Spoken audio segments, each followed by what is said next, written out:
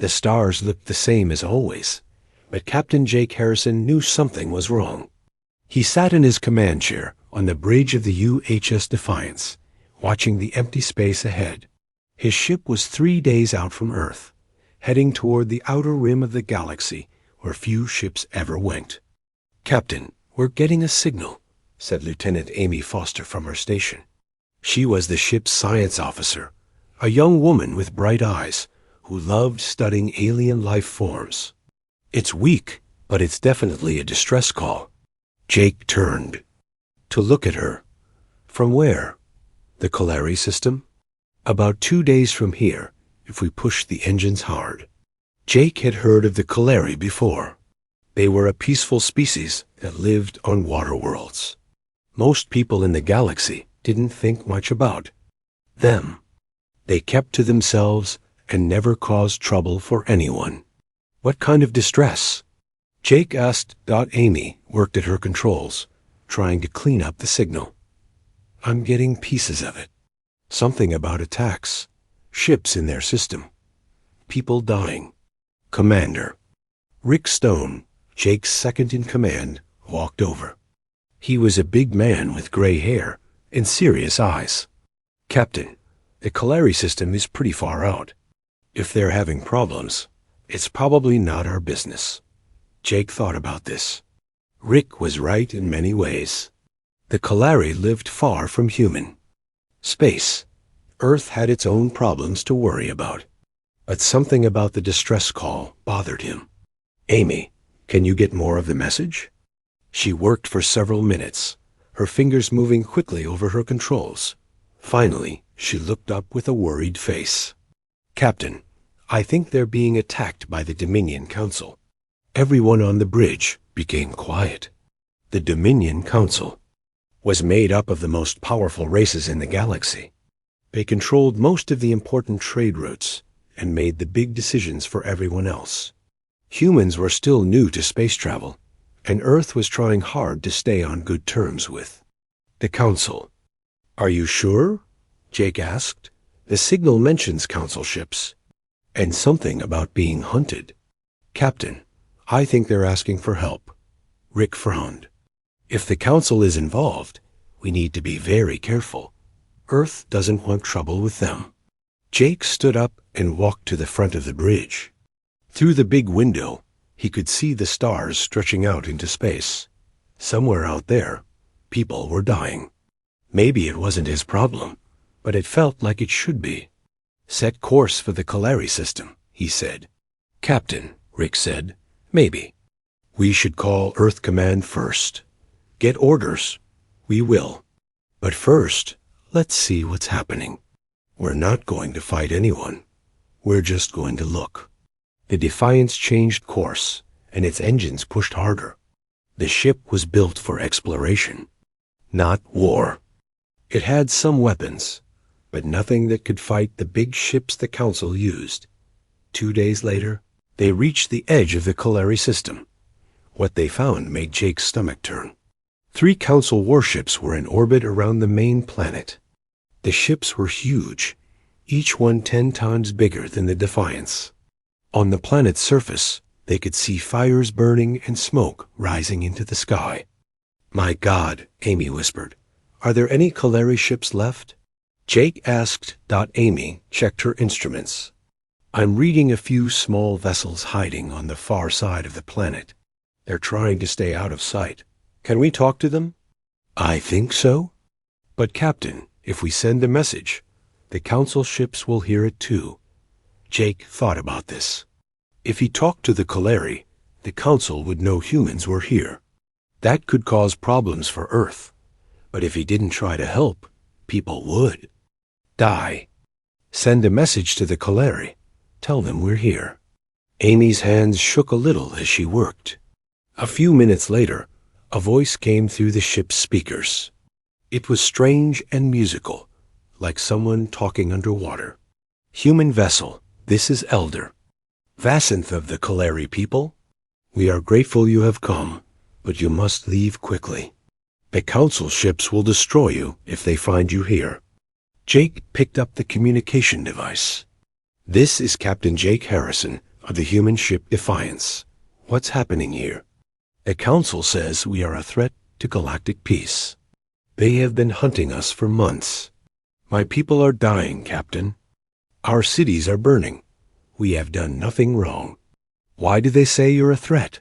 There was a long pause. Then the voice came back, sadder now. Because we would not become their slaves. We have a gift, Captain.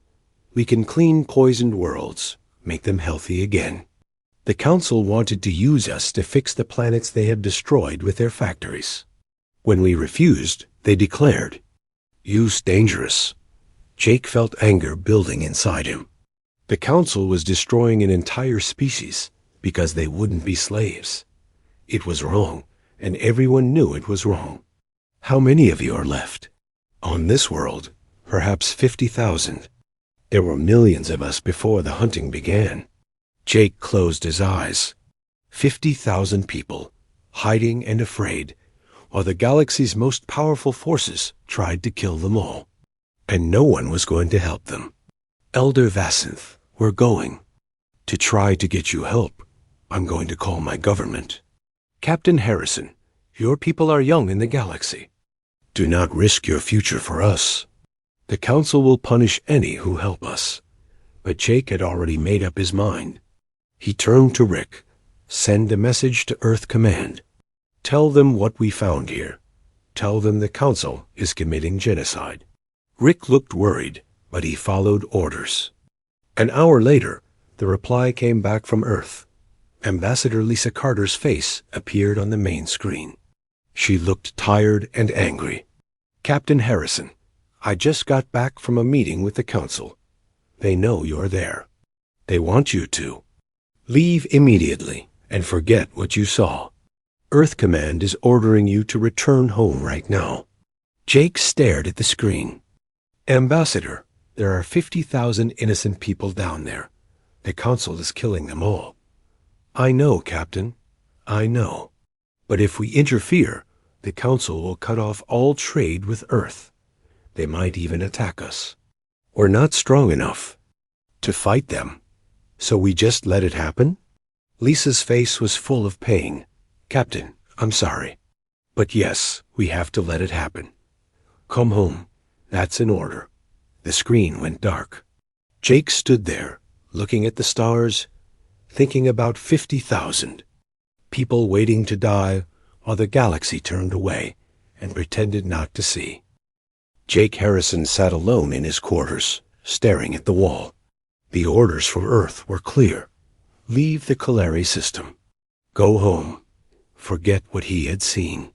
But every time he closed his eyes, he could hear Elder Vasanth's voice talking about his. Dying people. A knock came at his door.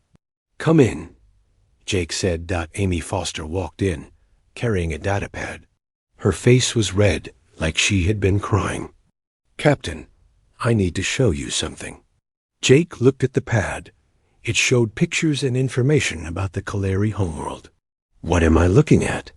I've been studying the Kalari for the last 6 hours.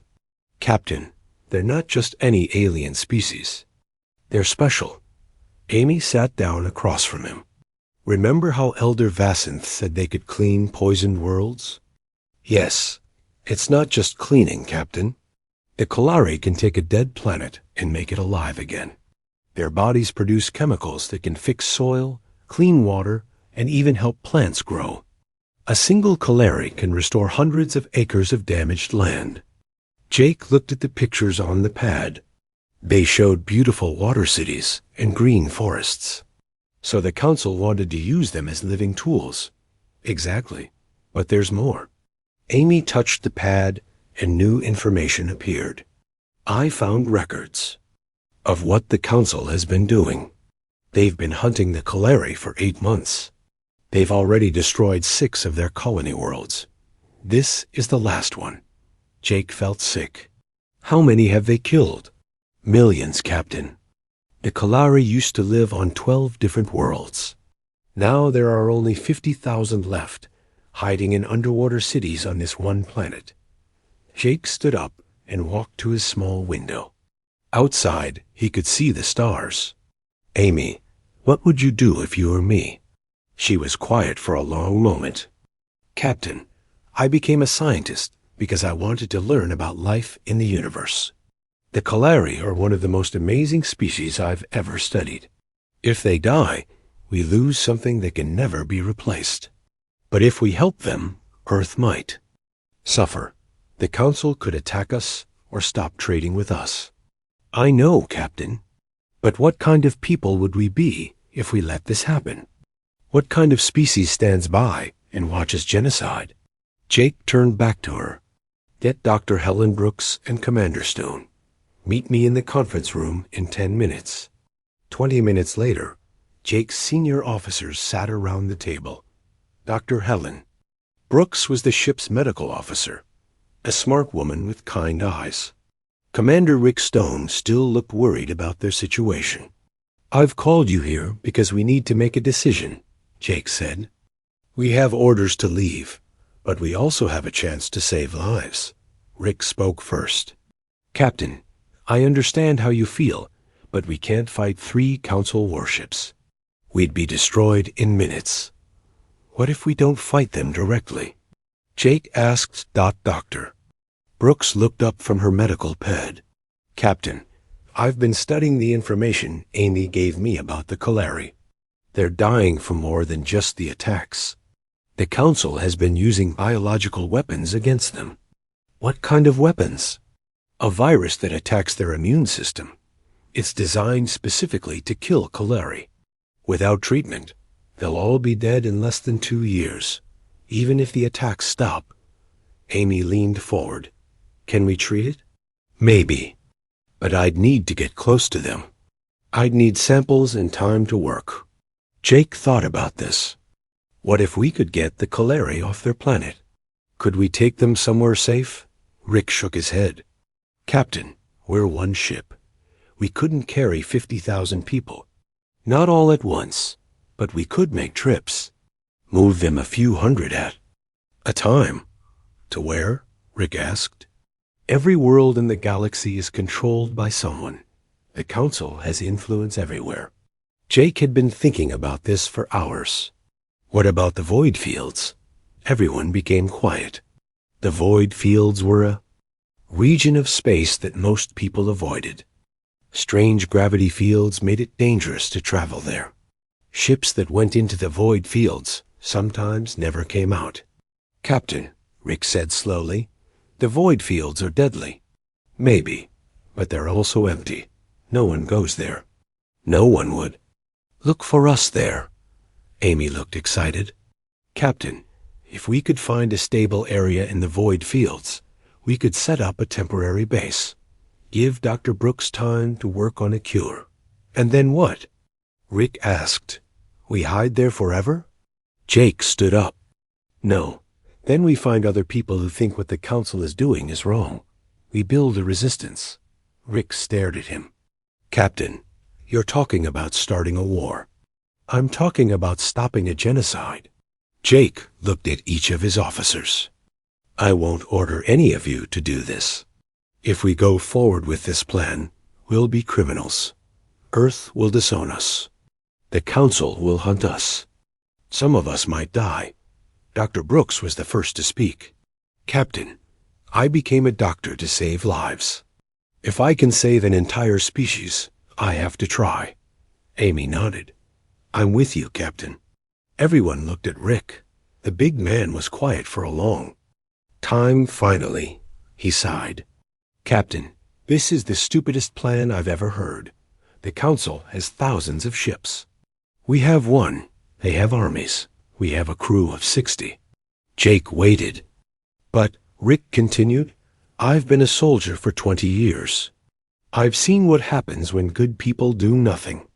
If we're going to do this, we need to do it right. Jake felt relief wash over him. Then we're agreed. We're going to save the Kalari. How? Do we start? Amy asked. First, we need to talk to Elder Vasanth. We need to convince him to trust us. Then we need to figure out how to get his people off that planet without the Council ships stopping us. Rick was already thinking like a soldier. We'll need to create a distraction. Something to pull those warships away from the planet. What kind of distraction? Jake asked. Rick smiled for the first time in days. Captain, you're going to love this. We're going to make them think we're pirates. Jake looked at his officers. They were about to throw away their careers and risk their lives for people they had never met. But it felt right. For the first time since receiving the orders from Earth, Jake felt like he could breathe again. All right, people. Let's save a species. 3 weeks had passed since Jake Harrison made his choice. The Defiance now floated in the dark emptiness of the void fields, a region of space where broken gravity made everything dangerous. But they had found a safe spot between 2 dead planets. And it was here that Jake built his secret base. The rescue had worked better than anyone expected. Rick Stone's plan to pretend they were pirates had fooled the Council ships completely. While the warships chased fake signals across the star system, Jake and his crew had landed on the Kalari homeworld and loaded 800 refugees onto their ship. Now, Jake stood on the bridge of what used to be a simple exploration vessel. His crew had worked day and night to change the ship into something that could fight. Engineer Tony Martinez had installed weapons stolen from abandoned military bases. The walls were covered with star charts, showing hidden routes through dangerous space. Captain, Amy Foster called from her station. We're getting a signal from the Mercy Run. Jake smiled. The Mercy Run was a cargo ship that had joined them 2 weeks ago. Its captain, a woman named Kate Johnson, had been smuggling medical supplies to poor worlds when she heard about the Kalari. She brought her ship and crew to help with the rescue missions. Put her through, Jake said. Kate's voice came through the speakers. She sounded tired but happy. Jake, we just picked up another 300 from the northern continent. That makes 1,500 we've saved so far. Good work, Kate. Any problems? The Council ships are getting smarter. They're spreading out, covering more area. It's getting harder to sneak past them. Jake nodded. He had expected this. How many more rescue runs do you think we can make? Maybe 2 or 3. After that, they'll be watching too closely. Jake looked at the numbers on his screen. 1,500. Kalari saved. But there were still more than 40,000 hiding on the planet below. Even if they could make 3 more trips, they would only save a few thousand more. Kate, bring your people back to base. We need to talk about the next phase. While he waited for Kate to return, Jake walked through the corridors of his ship. The Defiance was crowded now. Kalari refugees lived in every spare room. They were strange and beautiful people, with smooth blue-green skin and large eyes that seemed to see everything. They moved like they were swimming, even when they walked in the medical bay. Dr. Helen Brooks worked with 3 Kalari healers. They were studying the virus that was killing the Kalari people. Helen looked up when Jake entered. Captain, I have good news and bad news, she said. Give me the bad news first. The virus is worse than I thought. It's not just making them sick. It's changing their DNA. Even if we cure the people we have here, their children might still carry the disease. Jake felt his heart sink. And the good news? The Kalari healers are amazing. They understand biology in ways we never imagined. Working together, I think we can find a cure, but it's going to take time. One of the Kalari healers, an elderly female named Silwara, spoke in her musical voice. Captain Harrison, my people, are grateful for what you have done, but we cannot ask you to sacrifice more for us. You're not asking, Jake said. I'm choosing. Later that day, Jake met with his senior officers and the captains of the other ships that had joined him. Besides Kate Johnson and her cargo ship, they now had 4 other vessels. 2 were smuggling ships whose captains had decided to help. One was a passenger liner whose crew had mutinied when they learned about the genocide.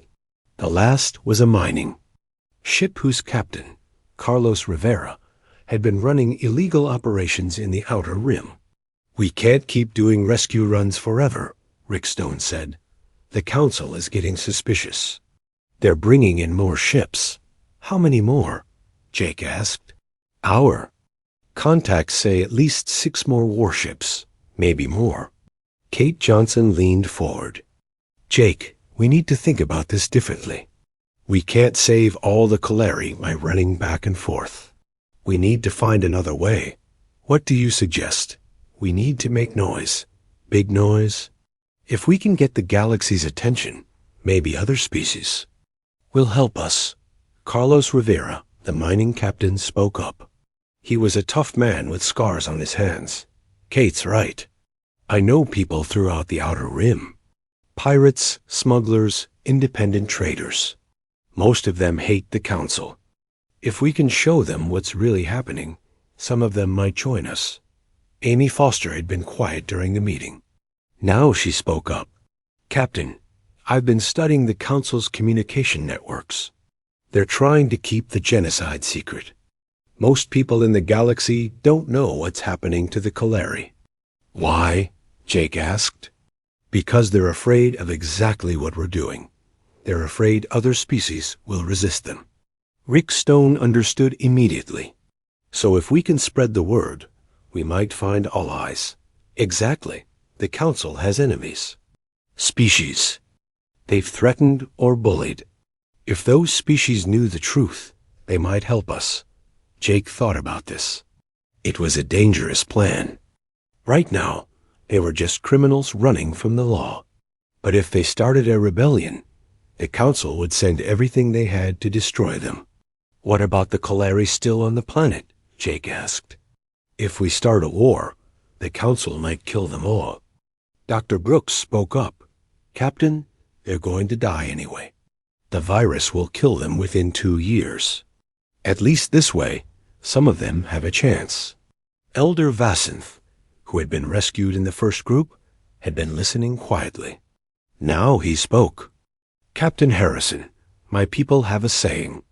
The ocean does not ask permission to be deep. You have already chosen to help us.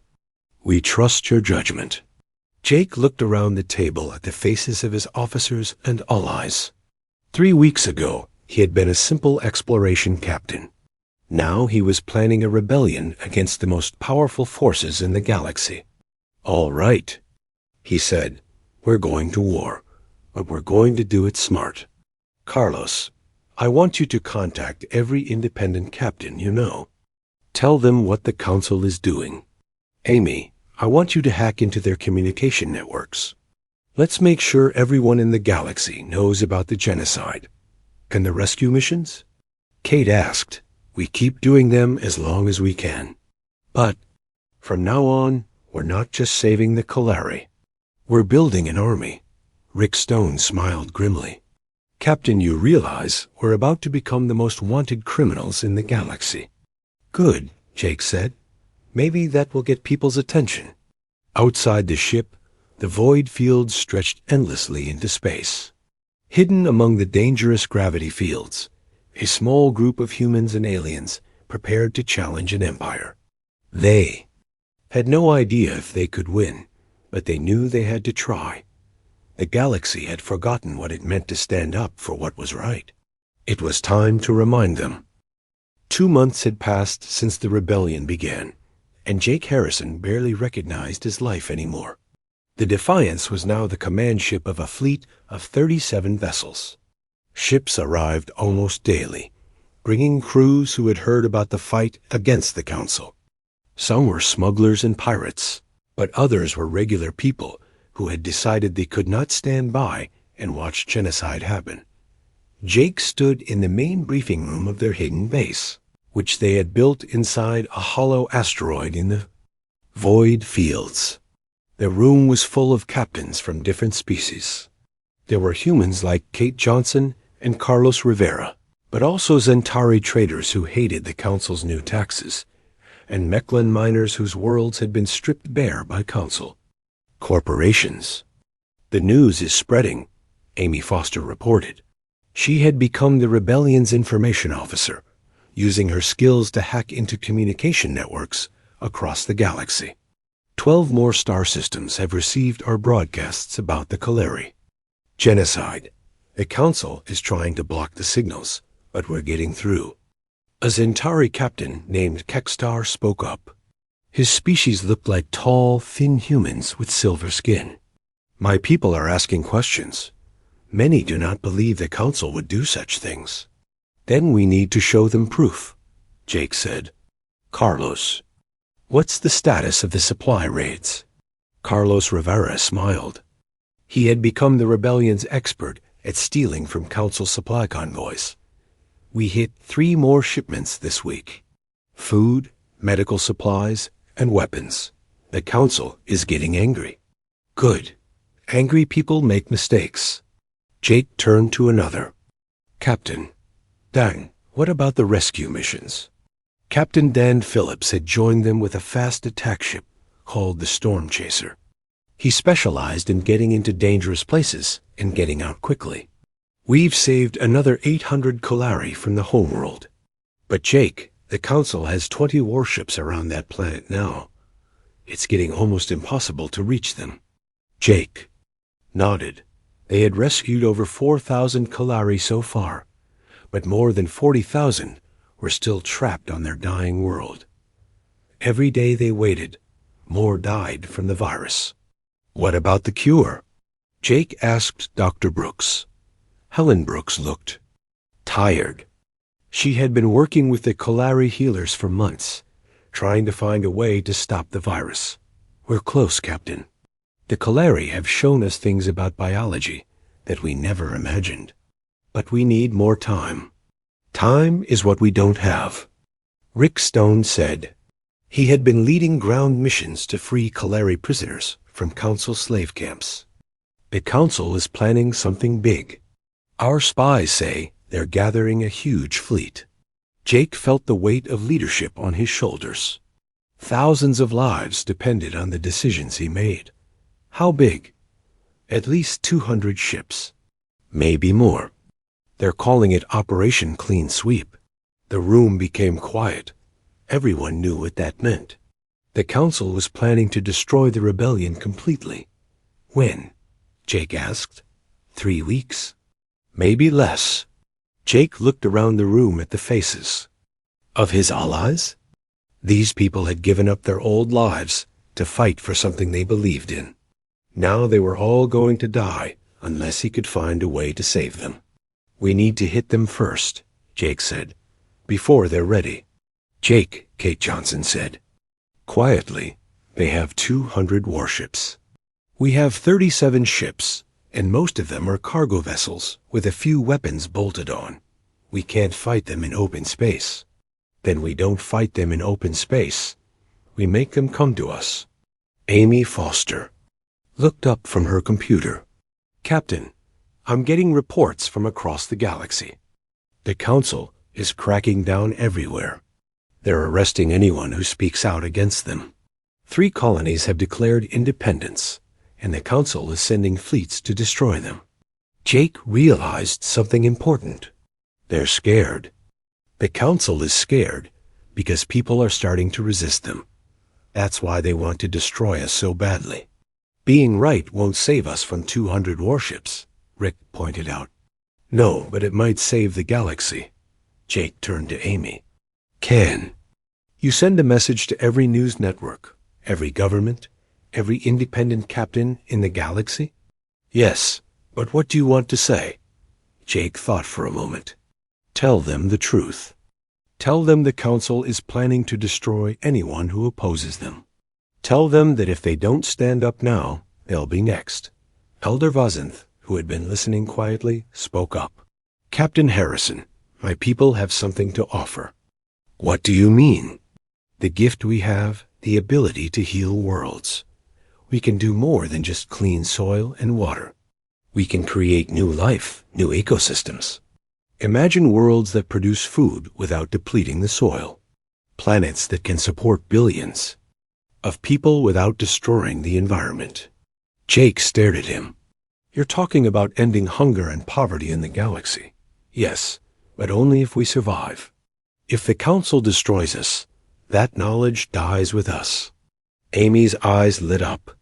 Captain, if we broadcast this information, every world in the galaxy will want to protect the Kalari. The Council won't be able to kill them without fighting the entire galaxy. Do it, Jake said. Send out everything. The genocide, the virus, the potential for healing worlds. Let everyone know what's at stake. Over the next few days, Jake's message spread across the galaxy like wildfire. On 1,000 worlds, people watched broadcasts showing the beautiful Kalari cities and the terrible destruction the Council had caused. They saw the potential for a better future, and they saw what they would lose if the Council succeeded. The reaction was immediate and powerful. 17 star systems declared independence from the Council. Massive protests erupted on the Council's home worlds. Most importantly, ships began arriving at the rebellion's hidden base. Not just smugglers and pirates now, but military vessels. From independent systems, cargo ships loaded with supplies, and even some Council ships whose crews had mutinied. Jake stood on the bridge of the Defiance, watching the fleet grow. They now had over 200 ships, and more were coming every day. But he knew the real battle was just beginning. Captain, Amy called from her station. We're getting a message from the Council fleet. They want to talk. Jake smiled grimly. A few months ago, the Council had ordered him to go home and forget about the Kalari. Now they wanted to negotiate. Put them through, Jake said. A Council admiral appeared on the screen. He was a hegemony, one of the founding species of the Council. His face was cold and angry. Captain Harrison, the admiral said, you have caused enough trouble. Surrender now, and we will consider mercy. Jake looked at the alien's face. Behind him, he could see his crew working at their stations. Around him, ships from dozens of different species waited for his orders. Admiral, Jake said, I have a better idea. You surrender. Release the Kalari, end the genocide, and maybe we won't destroy your entire fleet. The admiral's face turned darker. You cannot win, human. We have the most powerful military in the galaxy. You had the most powerful military, Jake corrected. Now you have a rebellion on your hands. And every day, more people join us. How long do you think your empire will last when the whole galaxy is fighting you? The admiral cut the connection. Jake knew the talking was over. The real war was about to begin. But for the first time since this all started, Jake felt hope. The galaxy was waking up. People were remembering what it meant to fight for what was right.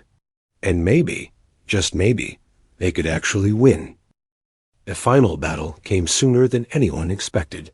Jake Harrison stood on the bridge of the Defiance, watching as 300 Council warships dropped out of hyperspace near the Kalari homeworld. The sight was terrifying and beautiful at the same time. The ships stretched across space like a metal wall, their weapons already charging for the attack. But Jake was not alone. Around him floated the largest rebel fleet the galaxy had ever seen. Over 400 ships from 50 different worlds had come to fight. Some were huge battleships that had defected from Council navies. Others were tiny fighters flown by volunteers who had never seen combat before. All of them were here because they believed in something bigger than themselves. All ships, this is Admiral Harrison, Jake said into his communicator. Earth had promoted him after seeing what he had built, though he still felt strange being called Admiral. Remember, we're not just fighting for the Kalari. We're fighting for the idea that no species should suffer genocide. We're fighting for the right to say no to tyrants. The Council fleet began moving toward the planet. Jake knew they planned to destroy every Kalari city from orbit, then hunt down his fleet. It was a good plan, and it might have worked 6 months ago. But 6 months ago, Jake had been a simple exploration captain. Now he commanded the largest rebellion in galactic history. Amy, are the preparations ready? Jake asked. Amy Foster smiled. From her station, she had become more than just a science officer. She was now the rebellion's master of electronic warfare. Yes, Admiral. Every ship is connected to our network. When you give the word, we'll jam every Council communication at once. Jake nodded. That was phase 1 of his plan. The Council's strength came from their ability to coordinate their huge fleets. Without communications, 300 ships would become 300 individual targets. Dan, what's the status of the ground teams? Captain Dan Phillips had spent the last month sneaking commando teams onto the Kalari homeworld. All teams are in position, Admiral. When the Council ships get close to the planet, we'll hit their communication relays on the surface. Carlos, are your surprise packages ready? Carlos Rivera laughed. The former smuggler had become Jake's specialist in unconventional warfare. Oh, they're ready, Admiral. The Council is about to learn why you never mess with human engineers. 3 weeks ago, Carlos had led a secret mission to place hidden mines throughout the space around the Kalari homeworld. But these weren't ordinary mines. They were designed by Tony Martinez, the Defiance's engineer, working with Kalari scientists. The mines would create artificial gravity fields that would trap Council ships and pull them out of formation. Rick, are our ace pilots ready? Commander Rick Stone commanded a squadron of the Rebellion's best fighters. Ready and waiting, Admiral. The kids are eager to show the Council what real flying looks like. Jake took a deep breath. Everything depended on the next few hours. If they failed, the Kalari would die and the Rebellion would be crushed.